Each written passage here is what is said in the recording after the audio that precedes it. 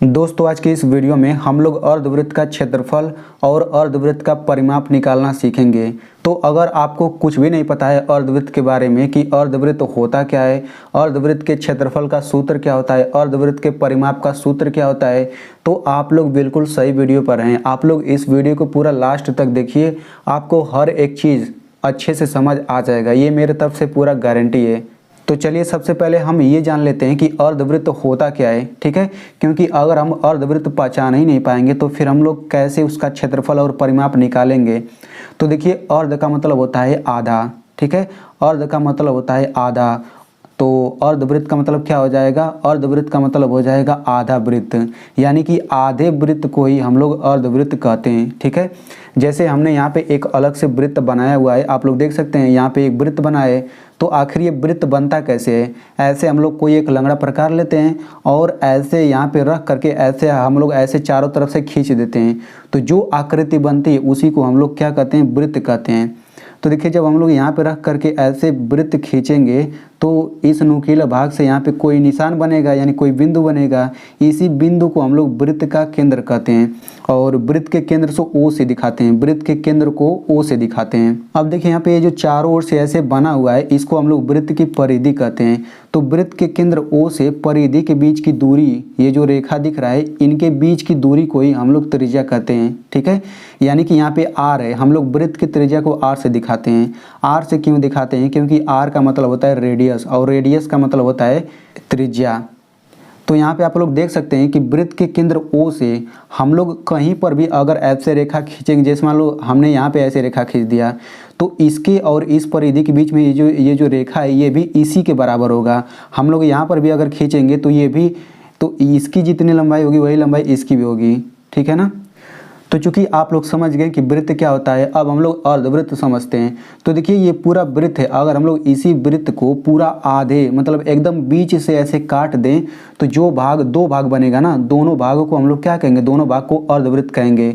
Example के लिए मान लीजिए अगर हम लोग यहाँ से ब्लेड से यहाँ से पूरा ऐसे काट दें तो जो एक अलग आकृति बनेगी वही तो अर्धवृत्त कहलाता है। जैसे मैंने यहाँ पे देखिए, यहाँ पे मैंने काट रखा है, जैसे मान लीजिए अगर हम लोग इसको बीच से एकदम यहाँ से काट दें तो बिल्कुल ऐसे आकृति तो बनेगी। आप देखिए यहाँ पे केंद्र O यहाँ पे रहेगा और इनके बीच की दूरी R ही रहेगी, ठीक है ना। तो अब ये जो आकृति दिख रहा है ये अर्धवृत्त है, यानी कि आधा वृत्त है। तो हमें इसी अर्धवृत्त का क्षेत्रफल और परिमाप निकालना सीखना है, ठीक है। तो देखिए यहाँ पे R है ना, इस R की जगह कोई संख्या रहता है, यानी कि इनके बीच की दूरी मान लीजिए 7 सेंटीमीटर दे देगा या फिर 14 सेंटीमीटर दे देगा या फिर 10 सेंटीमीटर, यानी कि R की जगह पे कोई ये लंबाई जो है ना आपको दिया रहेगा। तो आपको कहेगा कि इस अर्धवृत्त का क्षेत्रफल निकालिए, परिमाप निकालिए।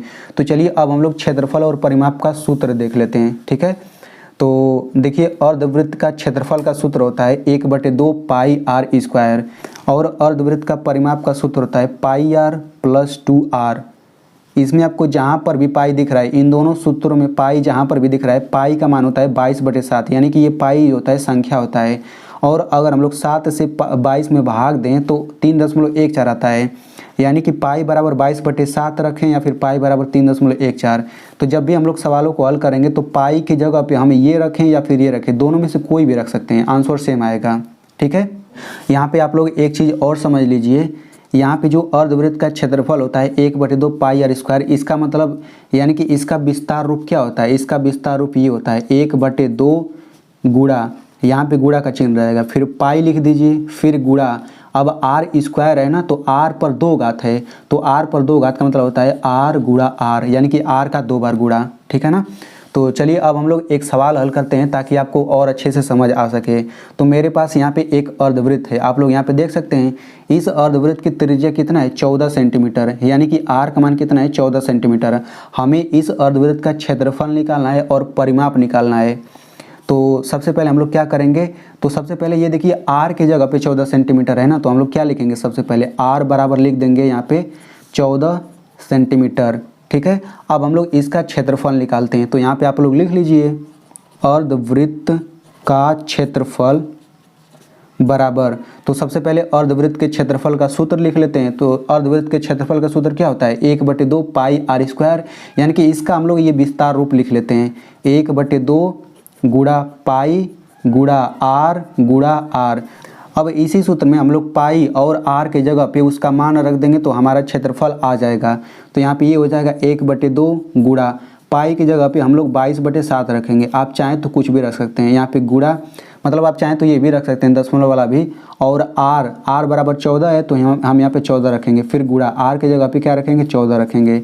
अब इसके बाद क्या करेंगे, देखिए यहाँ पे इतना हो गया ना, तो यहाँ पे इन सब का गुणा है। तो यहाँ पे मैं आपको बताना चाहता हूँ कि जो नीचे होता है, जो नीचे संख्या होता है, नीचे वाली संख्या को हम लोग ऊपर वाली संख्या से काट सकते हैं। यानी कि हमेशा जब भी आप काटेंगे तो ऊपर नीचे वाली संख्या को काट सकते हैं, ऐसे सीधा में कभी भी नहीं काट सकते हैं।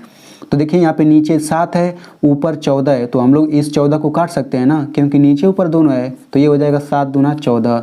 अब यहाँ पे देखिए नीचे 2 है, ऊपर 22 है, तो हम लोग 2 से 22 को काट सकते हैं, क्योंकि ऊपर नीचे है। हम चाहें तो 2 से 2 को भी काट सकते हैं, क्योंकि 2 ऊपर है और 2 नीचे है। हम चाहें तो 2 से 14 को भी काट सकते हैं, तो आपकी मर्जी, आप किसी को काटिए। तो हम लोग 2 से इसी 22 को काटते हैं, तो 2 एकम 2, 2 एकम 2। अब क्या क्या बचा, यहाँ पे 1 बचेगा, फिर गुणा, यहाँ पे 11 बचेगा, गुणा 2 गुणा 14। अब हम इन सब का गुणा कर लेते हैं, ठीक है। तो 1 का 11 में गुणा करेंगे 11 आ गया, फिर गुणा 2 का 14 में गुणा करेंगे 28 आ गया।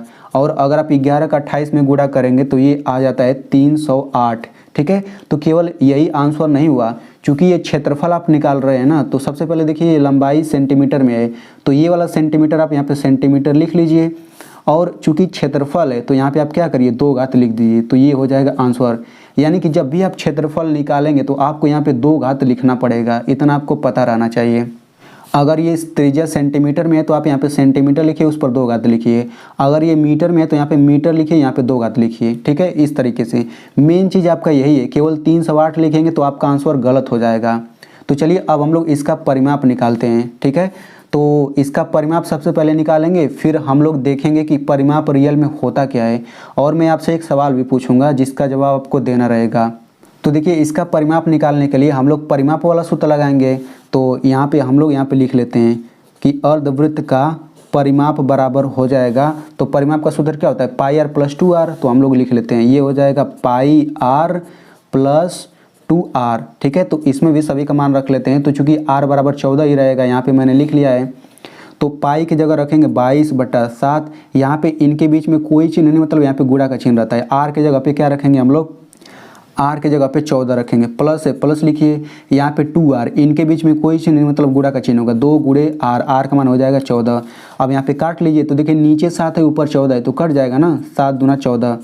तो 22 दूना कितना हो जाएगा 44, प्लस यहाँ पे हो जाएगा 14 दूना 28। इन दोनों को जोड़ लेते हैं, तो 8 4 12, 4 2 6 1 7, ये 72 आ गया।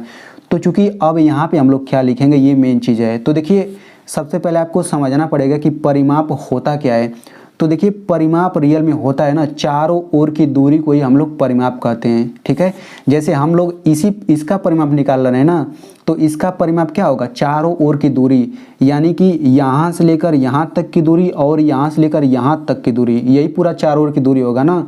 तो इसके चारों ओर की दूरी ये निकला है 72। लेकिन देखिए ये सेंटीमीटर में, तो ये भी तो सेंटीमीटर में आएगा। तो चूंकि दूरी है तो यहाँ पे सेंटीमीटर आ जाएगा, अगर यहाँ पे मीटर आता तो मीटर आ जाता है। तो इस तरीके से इसका परिमाप आ गया। यानी कि अगर आप लोग रियल में एक ऐसा अर्धवृत्त खींचते हैं जिसकी त्रिज्या 14 सेंटीमीटर है, तो अगर आप लोग इसमें चारों ओर से ऐसे मापेंगे ना, तो पूरा एकदम 72 सेंटीमीटर होगा। तो परिमाप का बिल्कुल यही मतलब होता है। तो आई होप आपको बहुत ही अच्छे से समझ आ गया होगा। तो अगर आप लोग इन दोनों प्रश्नों के हल का स्क्रीनशॉट लेना चाहते हैं तो आप लोग ले सकते हैं। तो अब मैं आपसे एक सवाल पूछता हूं कि मान लीजिए यहाँ पे ऐसा ही कोई अर्धवृत्त है, उसकी त्रिज्या 14 सेंटीमीटर नहीं, उसकी त्रिज्या कितना है, यहाँ पे उसकी त्रिज्या मैं यहाँ पे लिख दे रहा हूँ, उसकी त्रिज्या कितना है 7 सेंटीमीटर। तो आपको इसका परिमाप बताना है और इसका क्षेत्रफल बताना है। देखते हैं कितने लोग सही जवाब देते हैं। तो देखिए अगर आपको ये अच्छे से समझ आ गया है तो आपके दोस्तों को भी समझ आ जाएगा। तो आप लोग इस वीडियो को अपने दोस्तों के साथ ज़रूर शेयर करिएगा।